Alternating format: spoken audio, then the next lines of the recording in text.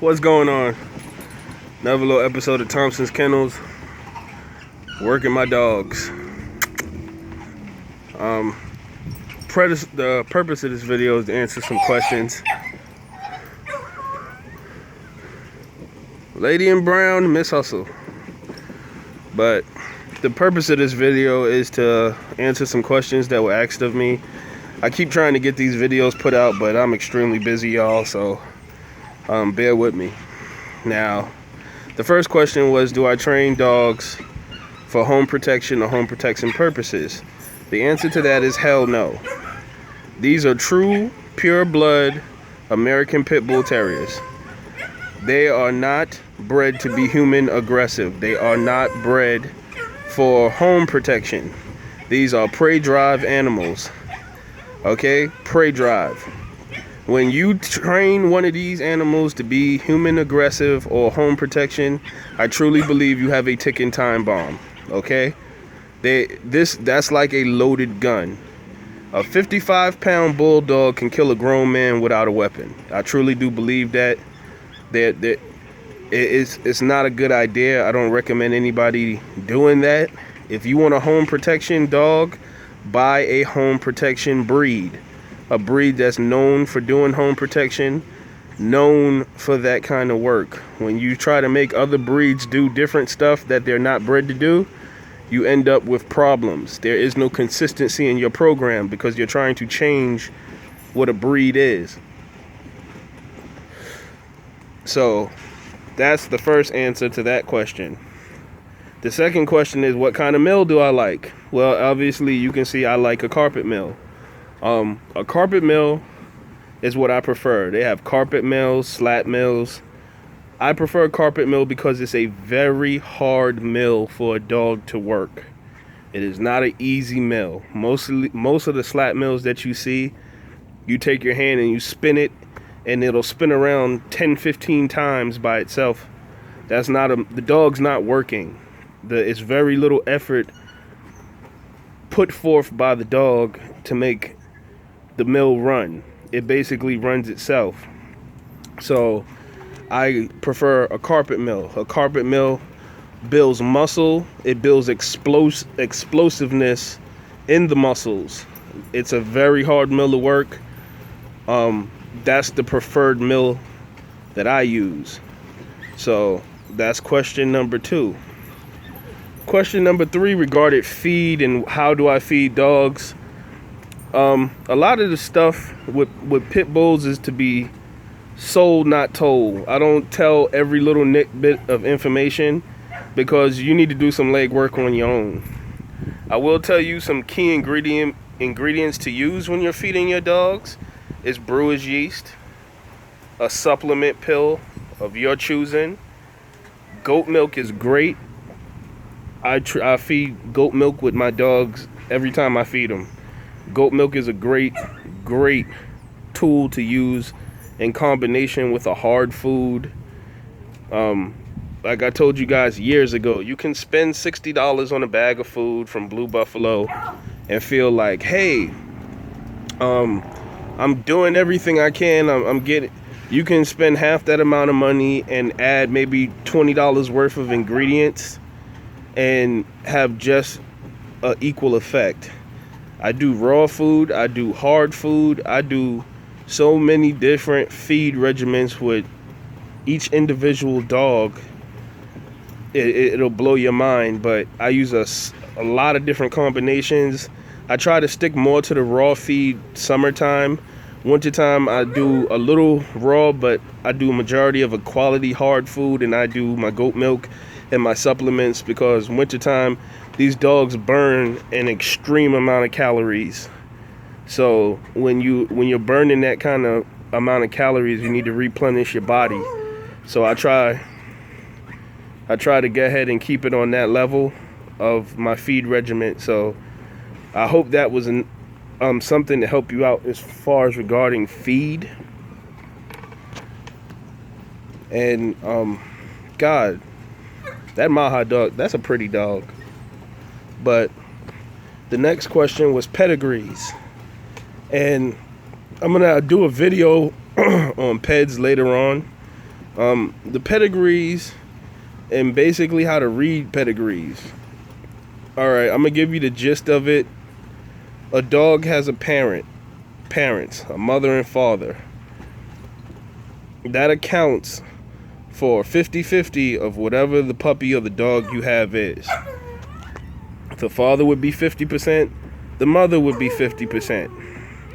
The grandparents would be 25%, because now you're talking 4 grandparents. You got the grandparents to the father, and you have the grandparents to the dame.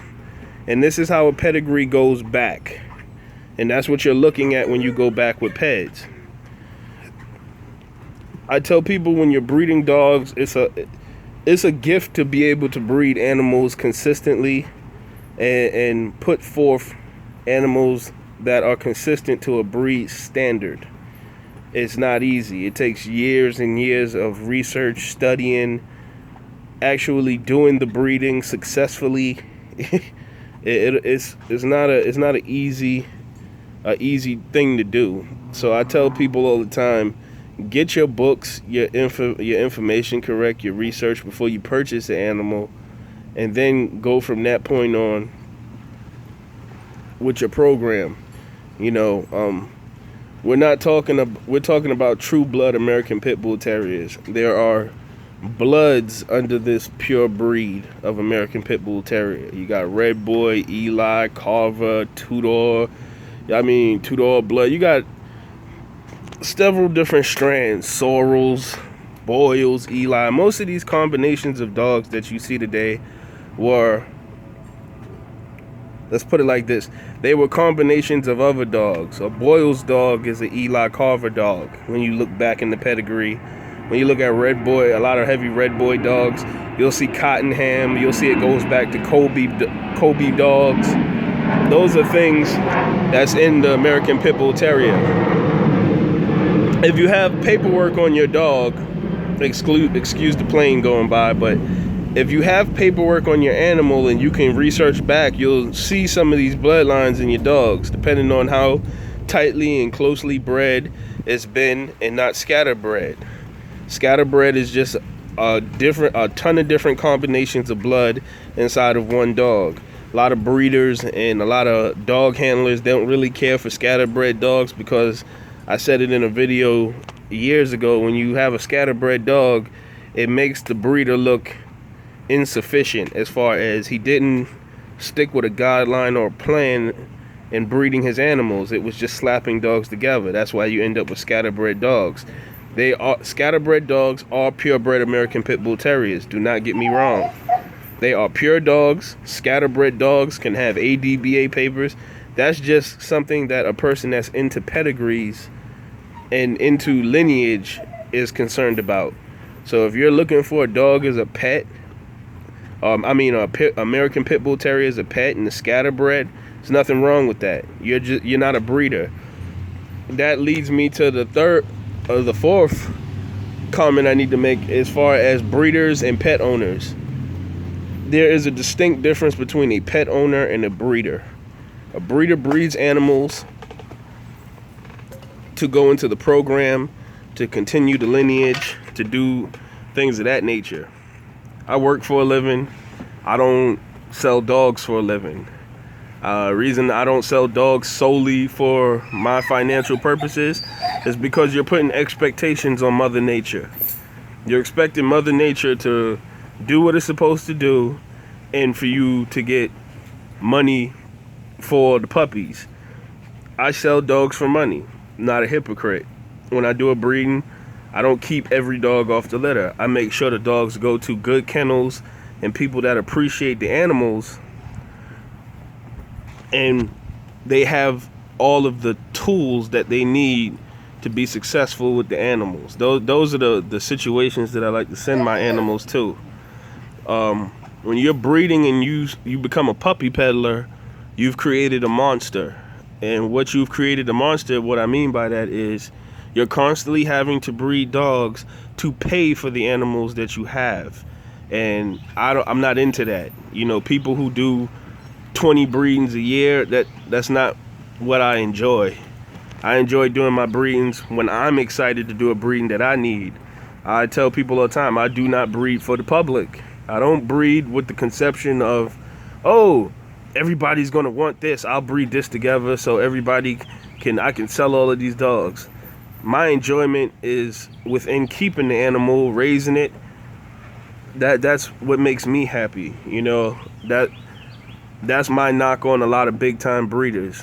You know, you'll constantly see them pushing out puppies, litter after litter after litter, and they'll get on YouTube and tell you, hey, this is a distinct bloodline and this is what I'm running and this is what I created. That's jack shit. You didn't create anything.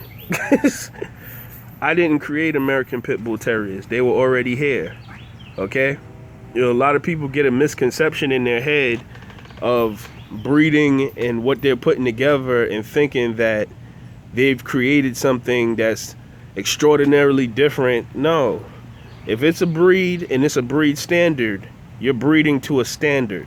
That's what you are as a breeder. If this is make up my own fucking breed and do that, that's an entirely different conversation. So you gotta have a mindset of breed to the standard of what the breed is and then build off of that.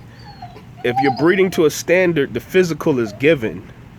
If I breed American Pit Bull Terriers, that's a finely tuned animal. You can see her muscles. She's functioning. She's intelligent. She's working without me constantly. I'm not nagging this dog. She's a good working dog. Like all the animals on my yard. So you got to have a mindset. If you're breeding to a breed standard, that's the key word, standard. Now, if you're tweaking little things with temperament and things like that, that's more power to you. But you're not creating nothing new. It's no such thing. The breed's already been created. All you're doing is building off of that platform and trying to consistently produce something that regulates to the standard that was already created. So that's my info for a lot of people trying to create new things or saying that they've created something that's entirely different. No, your dog is standard, the breed is standard. Now, I had another person talk about work and regiments and far as work. Work is something 120% on you, not on the dog. You're the work, you're guiding the dog down the road of work. So you need to set up a schedule that you can continue. A lot of people lack discipline. These work boots, I get up and go to work just like every other honest Joe, come back and I work my animals. But there's a level of discipline that I have to continue this regiment with different animals. People get a dog and they're excited for a week, and then they find themselves becoming lackadaisical, meaning that you don't have the same excitement. I felt the same way when I bought my first brand new car. I was like, oh, brand new car, blah, blah, blah. After 6 months, it's not a brand new car no more. It's just like a regular car that you had before. The excitement's over. It's not entertaining like that. That's what happens with a lot of people who buy these dogs. They'll buy these dogs and then it's fun for 2 or 3 weeks, and then they end up tying the dog in the backyard and he gets no exercise, no work. It's over. You know what I mean? And then when they want to show off to their friends and stuff, they want to take the dog off the leash after it's been sitting there for a year on the chain. The dog only pins you to food. That's what occurs when you don't work and put time in with your animals. If you're just going back there feeding the dog and going back in the house, there is no bond, there is no relationship. How are you going to ever judge the dog? How could you get the maximum effort out of the dog? How could you work and show levels of work with the dog? You're not putting the time in, cuz. So as far as work, I do weight pulling, do a lot of treadmill work, I do a lot of flirt pole work, a lot of spring pole work. These are all levels of work that you've seen on a lot of these videos that I put on here over the years. The gist of it is pretty much what it is. Put the time in and don't put pressure on the dog. Let the dog work, okay? You can't put too much work or expectations on the animal. You're basically just following the work schedule that the dog is showing you. See this work schedule that she's on? She's in a nice groove. She's not stressed. She's comfortable. I'm not coaxing work out of this dog right now. She's doing this because this is what she's enjoying to do right now. And she's in the zone.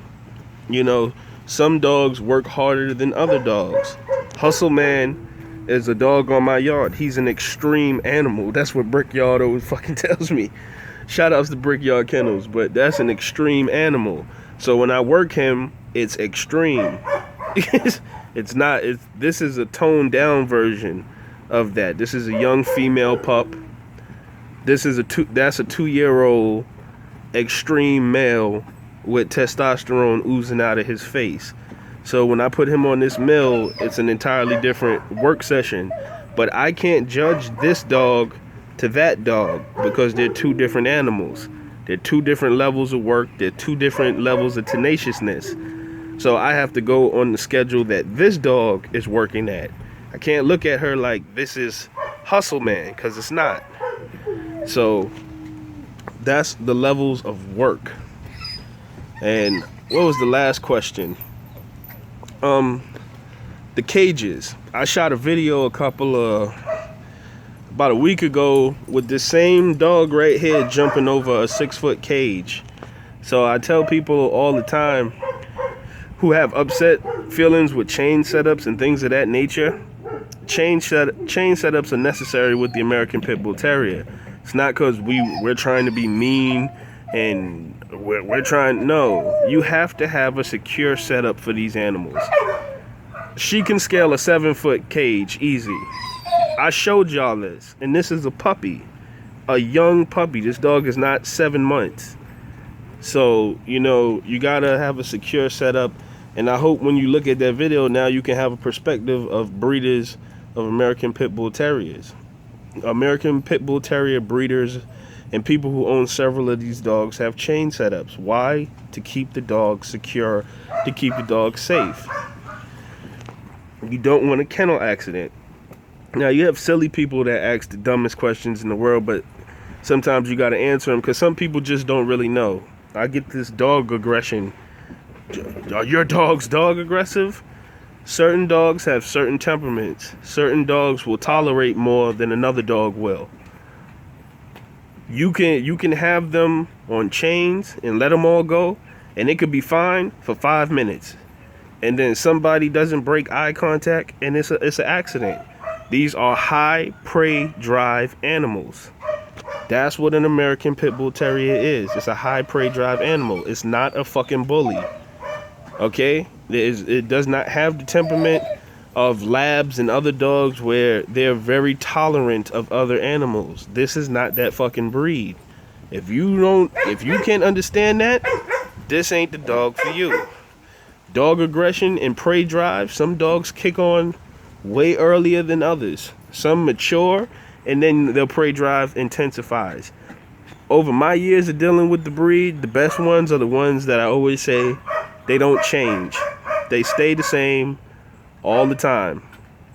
They were the same temperament they were as a puppy, as an adult.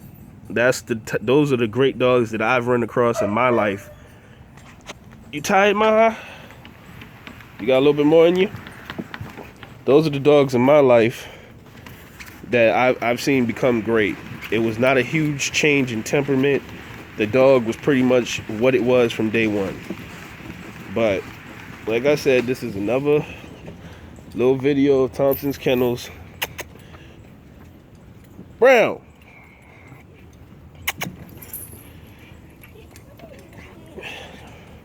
Try to get my little lady in brown dog to come out for you. Now she acting shy. Little Miss Hustle. That's how quick it got dark down here. But like I said, oh, there you want to show your face every time the camera come out. This is a daughter off of Beretta and Hustle Man. Like I was telling you, Pedigrees and stuff like that earlier. Hustle Man comes off of Sheba and Manny. That's what produced Hustle Man. What produced Beretta was Bad Frank and Layla. So those are the lines. Heavy Boyles dogs and Boyles crosses. Those are some of my favorite bloods that I'm using right now. But like I said, try to keep this short, and it still was damn 20 minutes. But y'all have a blessed one. I'm gonna try and put up another video where I'm gonna take some pedigrees out that I have and actually show you guys how to read down a pedigree, so you guys actually know what you're breeding, you know what you're doing, and you know where you're going, and you know how to identify bloods by being able to read a pedigree. So that'll be the next one when I get some free time. But this is a little cold-hearted. Yes, you is, mama. Yes, you is. But y'all have a blessed one.